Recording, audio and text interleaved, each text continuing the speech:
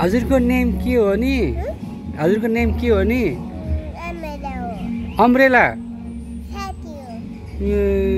अनि हजुरको नेम के हो?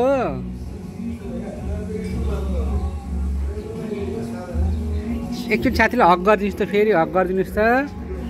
मेरो बेबी भनिदिनुहोस् छोरी।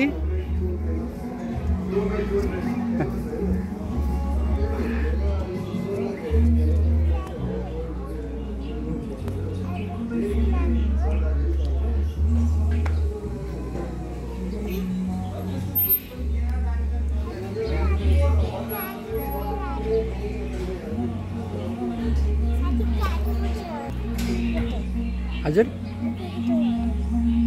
के भन्नुभयो छोरी? बुझिनँ छोरी। आज न साथै ह्याप्पी बर्थडे रहेछ हो र?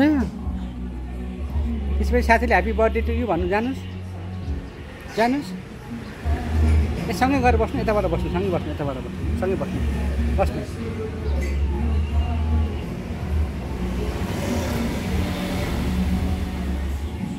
ल बाई बाई गरेर गुड गरेर आउनु, ल जानुहोस्, जानु बाई बाई गुड गरेर आउनुहोस् साथीसँग।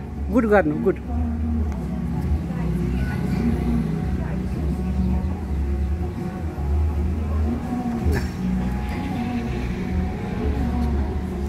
छोरी